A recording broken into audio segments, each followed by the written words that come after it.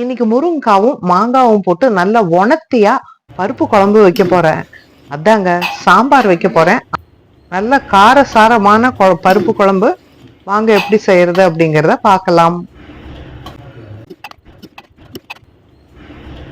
சாம்பார் வைக்கிறதுக்கு முதல்ல துவரம் பருப்பு வேக வைக்கணும்.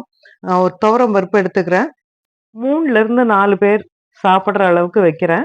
ஒரு ஆளுக்கு ஒரு கை பருப்பு அப்படிங்கிற வீதத்துல வைக்க போறேன். 4 பேர் சாப்பிடுறதுனா கூட 3 கை பருப்பு வச்சாலே போதும். ஒரு 3 கை பருப்பு இந்த மாதிரி கையில அள்ளி போட்டுக்கலாம். இல்லைன்னா இந்த மாதிரி ஒரு சின்ன டம்ளர், ஒரு 100 மில்லி டம்ளர்ல நம்ம அளந்து போட்டுக்கலாம். நல்லா குவிச்சு போட்டோம்னா கரெக்டா இருக்கும். இந்த டம்ளர் பாருங்க, இந்த சைஸ் தான் இருக்கு, குட்டியா. ஒரு சிலருக்கு கையளவை விட கப்பளவு கரெக்டா இருக்கும்னு தோணும். எதுல போட்டாலும் அதே தான். இந்த பருப்பை வந்து நல்லா வாஷ் பண்ணிக்கணும். ஒரு 3 வாட்டி நல்லா அலசி அலசி கொட்டிடணும். அதுக்கப்புறமா எவ்வளவு பருப்பு எடுத்திருக்கோமோ அந்த பருப்புக்கு 4 பங்கு அளவுக்கு தண்ணி வச்சுக்கணும். அது கூட 2 தக்காளி போட்டிருக்கேன். தக்காளியோட காம்பு பகுதியை எடுத்துட்டு பின்னாடி பக்கம் 2 கோடு போட்டுட்டு உள்ள போடுறேன். அப்பதான் நல்ல சாஃப்டா வெந்து வரும். ஒரு தக்காளி ரசத்துக்கு எடுத்துக்கிறேன். இன்னொரு தக்காளி தான் சாம்பார்ல அப்படியே விட்டுட போறேன். அதனால 2 தக்காளி போட்டிருக்கேன். இது கூட ஒரு 1/2 டீஸ்பூன் அளவுக்கு மஞ்சத்தூள் சேர்க்கிறேன். அது கூட ஒரு 1/2 டீஸ்பூன் அளவுக்கு விளக்கெண்ணெய் ஊத்துறேன். விளக்கெண்ணெய் ஊத்துனா பருப்பு அதிகமா பொங்கி ஊத்தாம இருக்கும். அதே நேரம் பருப்பும் நல்லா வெந்து விரிஞ்சு வரும். அதை குக்கர்ல வேக வச்சு ஓபன் பண்ணும் போது காட்டுறேன். குக்கர்ல இப்போ பருப்பு வந்து நான் 5 விசில் விட்டுருக்கேன். நம்ம உபயோகிக்கிற தண்ணி, பருப்பு இதனுடைய தன்மையை பொறுத்து எவ்வளவு விசில் அப்படிங்கிறது மாறுபடும்.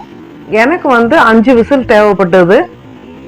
குக்கர்ல பிரஷர் அடங்கிடுச்சு. இப்போ ஓபன் பண்ணா பாத்தீங்களா, இந்த விளக்கெண்ணெய் ஊத்துனா இந்த மாதிரி பருப்பு வெந்ததுக்கு அப்புறமா அந்த மஞ்சத்தூள் இதெல்லாம் சேர்ந்து அந்த கலர் ரொம்ப நல்லா இருக்கும். பருப்பும் நல்லா வெந்திருக்கும்.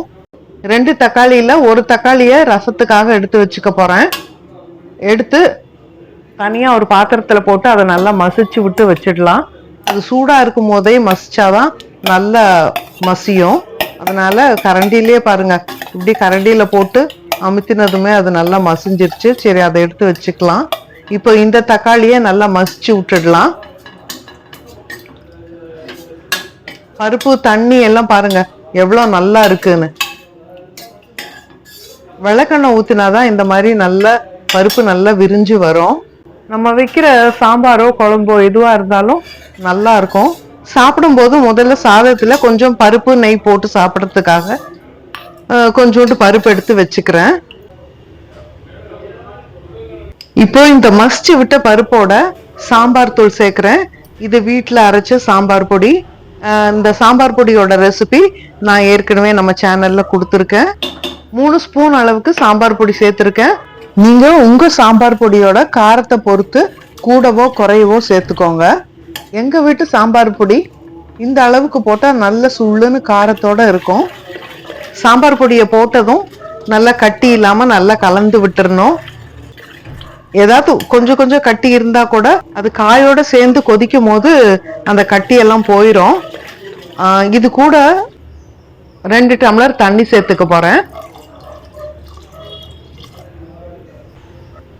2 டம்ளர் தண்ணி ஊத்திட்டு கொதிக்க விடலாம்.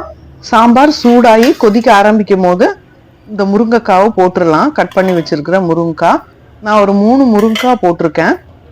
இது கூட மாங்காய், வெங்காயம் எல்லாம் எப்ப சேர்க்கறது அப்படிங்கறது அப்புறம் சொல்றேன். இந்த முருங்கைக்காவோட சேர்ந்து எல்லாம் கொதிச்சு நல்லா வேகட்டும். மூடிய லேசா மூடிக்கலாம். கொஞ்சம் சைட்ல ஓபன் விட்டு மூடணும், இல்லைன்னா பொங்கி கீழே ஊத்திடும். இது நல்லா ஒரு 3 நிமிஷம் வேகட்டும். அதுக்கப்புறம் திறந்து பார்க்கலாம். 3 நிமிஷம் ஆயிடுச்சு, திறக்கலாம். முருங்கைக்காய் எல்லாம் பாதி அளவுக்கு நல்லா வெந்துருச்சு. இப்போ நம்ம அடுத்த இன்கிரீடியன்ஸ் எல்லாம் ஆட் பண்ணலாம். மாங்காவை ஒரு பாதி மாங்காய் அளவுக்கு தான் எடுத்திருக்கேன். அதை இந்த மாதிரி பெரிய துண்டா தான் கட் பண்ணி போடுறேன். நீங்க வேணா சின்ன சின்ன துண்டா போட்டுக்கலாம். இப்படி பெருசா போட்டா மாங்காய் யாருக்கு வேண்டாமோ அவங்க எடுத்துக்காம விட்டுடுவாங்க. வேணுங்கிறவங்க மட்டும் எடுத்து சாப்பிட்டுக்கலாம். எங்க வீட்டுல எல்லாருமே அந்த மாங்காவை சாப்பிட மாட்டாங்க. அதனால யார் சாப்பிட்றாங்களோ அவங்களுக்கு மட்டும் எடுக்கிறதுக்கு இந்த மாதிரி பெருசா போட்டா வசதியா இருக்கும் அப்படின்னு இப்படி போடுறேன்.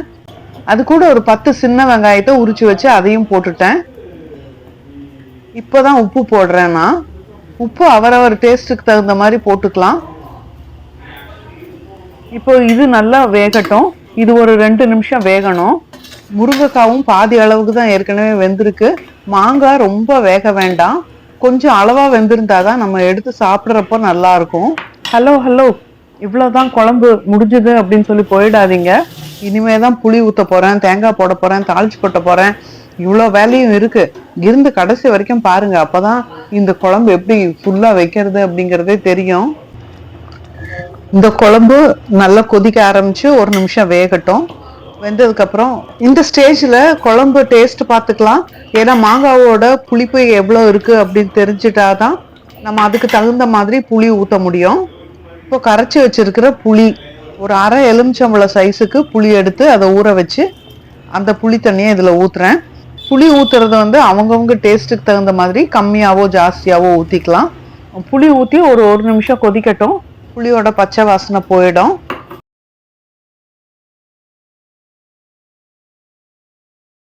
பச்சை வாசனை கொஞ்சம் போனதுக்கு அப்புறமா துருவி வச்சிருக்கிற தேங்காய் துருவல், இந்த தேங்காய் துருவல் போட்டாதான் இந்த குழம்போட டேஸ்ட் நல்லா ஃபினிஷ் ஆகும்.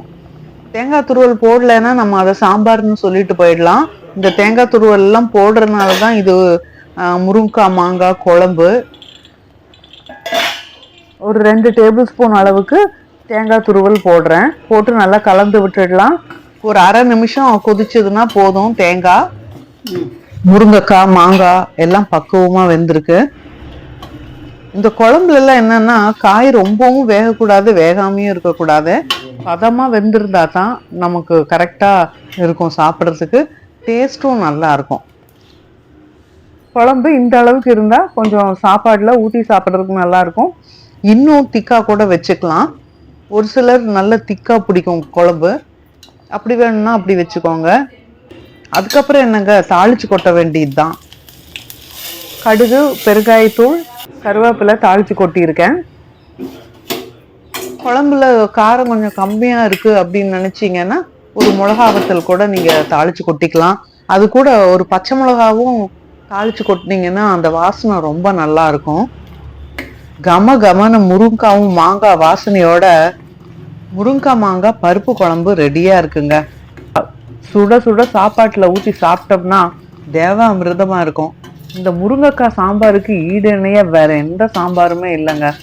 இந்த மாங்காய் வாசத்துக்கே சோறு சும்மா கவளமா உள்ள போகுங்க. தெரியாமையா சொன்னாங்க, மாதா ஊட்டாத சோறை மாங்காய் ஊட்டும் அப்படின்னு. உங்களுக்கு மாங்காவை குழம்புல போட்டா பிடிக்குமா பிடிக்காதா அப்படின்னு கமெண்ட்ல சொல்லுங்க. மாங்காய் சீசன் முடியிற வரைக்கும் அடிக்கடி மாங்காய் முருங்கைக்காய் குழம்பு தாங்க. நீங்களும் உங்க வீட்டுல மாங்காய் முருங்கைக்காய் குழம்பு வச்சு ஜமாயிங்க. சாப்பிட்டு பார்த்துட்டு அதுக்கப்புறம் கமெண்ட் பண்ணுங்க எப்படி இருந்தது அப்படின்னு. உங்களுக்கு இந்த வீடியோ பிடிச்சிருந்ததுன்னா லைக் பண்ணுங்க, ஷேர் பண்ணுங்க. நம்ம சேனல் பிடிச்சிருந்ததுன்னா சப்ஸ்கிரைப் பண்ணிக்கோங்க. நன்றி, வணக்கம்.